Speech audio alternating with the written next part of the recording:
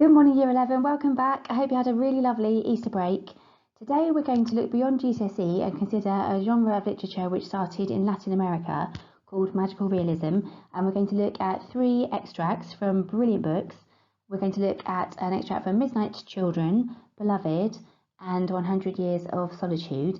This is English literature, so please get your English literature book. And your title is An Introduction to Magical Realism. For your Do Now activity, could you please firstly copy this definition of magical realism? So the term magical realism was coined in 1947. It was used to describe the matter-of-fact combination of the fantastic and everyday in Latin American fiction. So basically in these stories you had normal everyday events and characters, and they would be combined with supernatural characters and events which would never take place in ordinary life, but they're described in a way which makes them seem completely normal and they're accepted by the other characters in the story.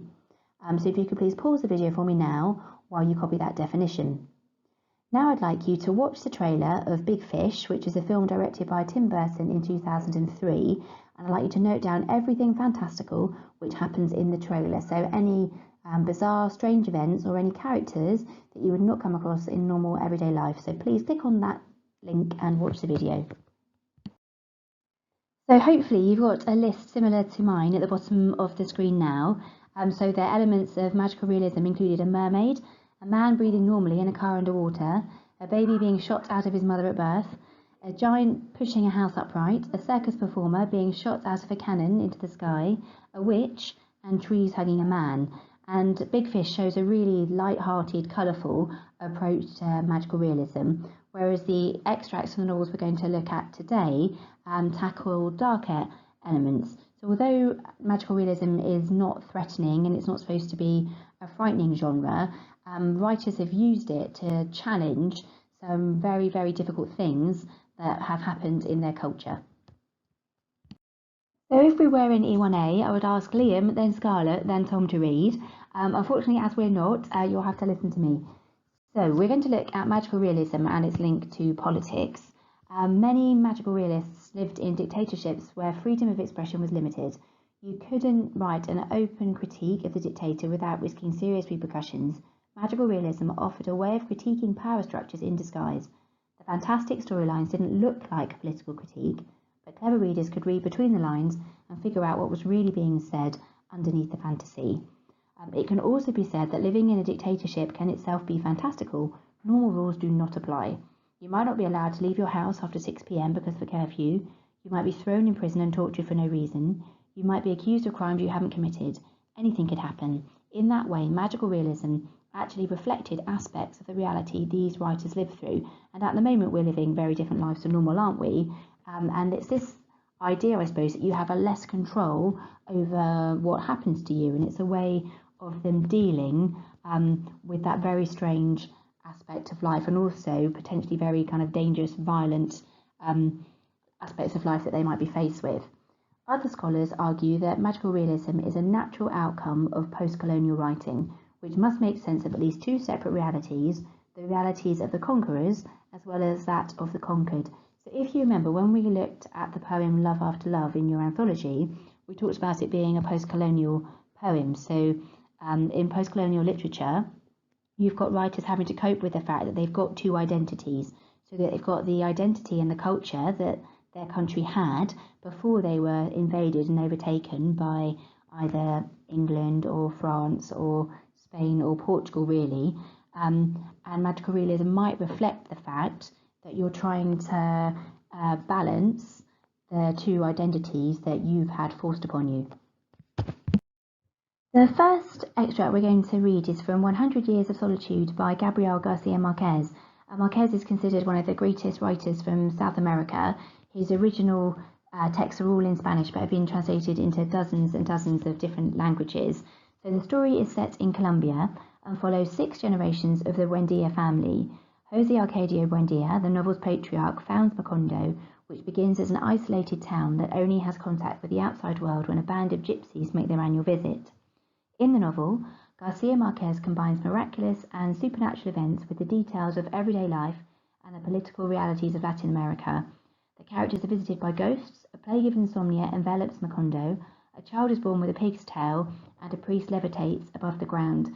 And when Marquez was living in Colombia, he lived through an incredibly violent period called La Violencia from 1945 to 1965, where there are estimated to have been 200,000 assassinations. So he deals with this in his writing.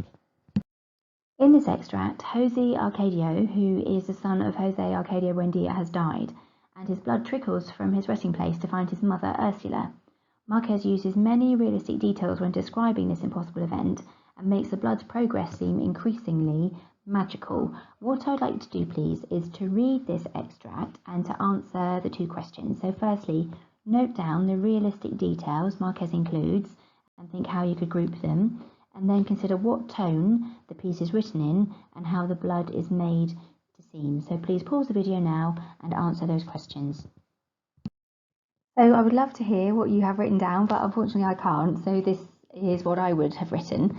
For that first question then, I would say that Marquez uses lots of really precise details to make his description seem realistic. So for example, we're given the street name, so the fact that the blood passes along the street of the Turks. Also, we're told that the terraces are uneven, and we're told which species of flower is growing on the porch, so the begonias. We're also given details about how that blood moves through the house. So we know which different rooms it's been through. So it goes through the parlour, the living room, and the dining room. And then at the end, we're given domestic everyday details of what the women would have been doing in the house at the time. So Aureliana Jose is being taught by his mother arithmetic. And then you've got Ursula, who is the matriarch, Jose Arcadio's mother, getting ready to crack the 36 eggs to make bread. And again, that number, 36, is very precise. So I've highlighted the description of the blood. So we've got the fact that it's hugging the walls so as not to stain the rugs, and it makes a wide curve to avoid the dining room table. So here the blood is personified, and it's made to seem thoughtful rather than frightening, because it doesn't want to spoil the rug and it doesn't want to damage the dining room furniture and stain it in any way. So it's quite considerate as it travels through the house. It's not meant to seem threatening or frightening in any way. And if you just look at what I've highlighted at the bottom left of your screen, there are hardly any adjectives in this extract.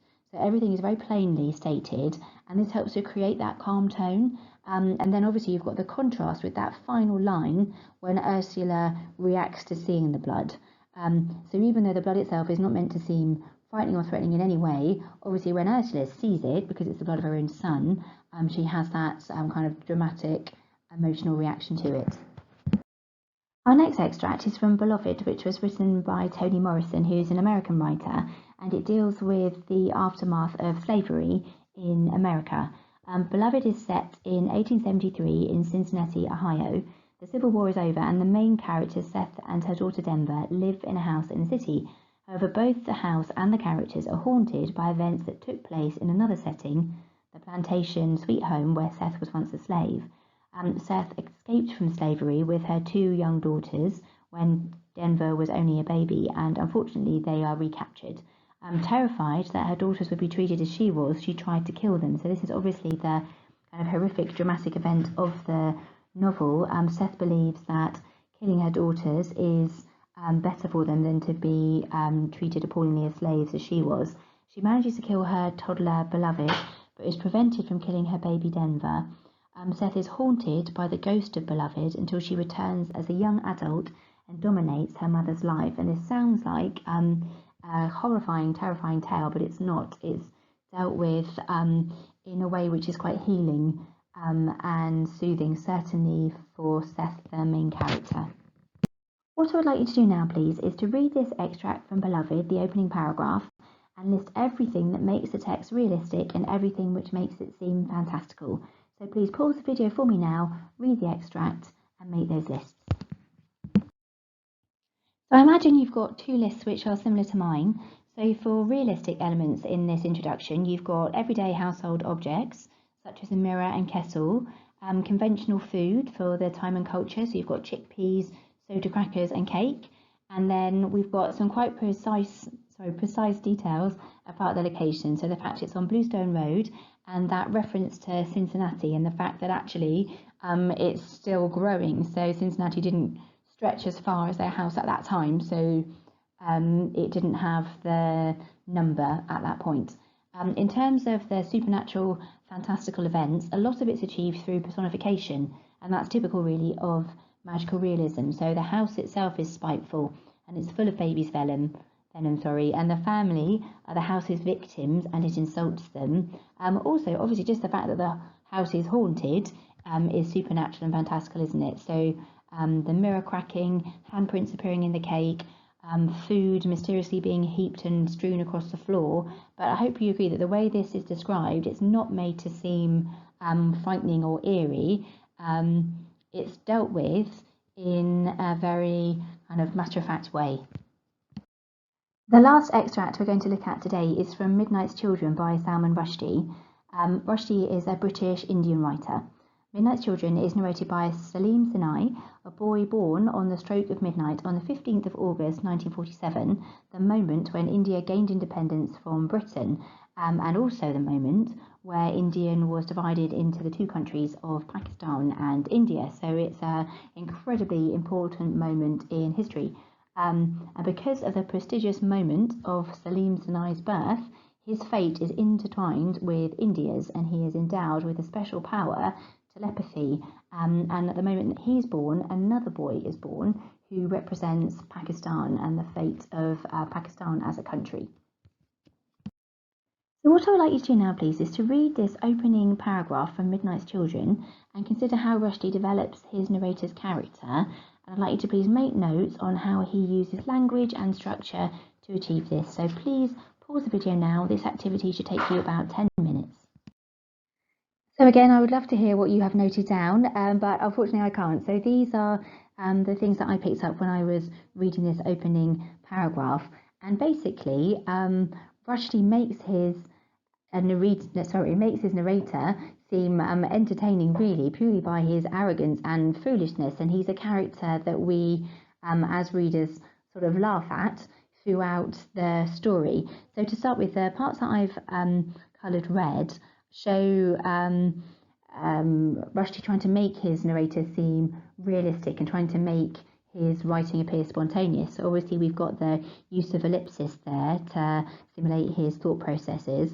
And then when he writes, "No, that won't do," and "It's important to be more," we get the idea that he's a bit of a perfectionist, really, and this narrator wants to be completely understood, and he wants to be precise, and you get the impression that he's directly talking to you as a reader as he's writing it. And in the section in green, again, we see use of personification with clock hands joined, palms in respectful greeting as I came. So he's, again, rather kind of conceitedly looking at the clock and the way the hands are positioned at midnight, as almost as if time is praising him with his arrival. And when we've got that short, simple sentence, "There were gasps," and outside the window, fireworks and crowds, obviously the crowds are responding to the kind of rebirth of the nation of India and of the birth of Pakistan, whereas he takes it, foolishly, as them celebrating his own birth. Then the section in blue and purple are used as a contrast, really. So he describes his father breaking his big toe in very simple language and makes it seem sort of quite humorous. And then you compare that to the purple, where he is describing his moment of birth in this incredibly sophisticated language. So we've got benighted moment, occult tyrannies, handcuffed to history, my destinies indissolubly chained to those of my country. So he uses very grandiose language when he's describing himself, but when he's describing his father, he's very matter-of-fact, and that contrast helps to create the humour. Then the orange section, Rushdie is using a tricolon. We've got soothsayers had prophesied me, newspapers celebrated my arrival, politicos ratified my authenticity. So these are all examples of the way he feels his birth has been celebrated, whereas of course the soothsayers are prophesying the independence of India.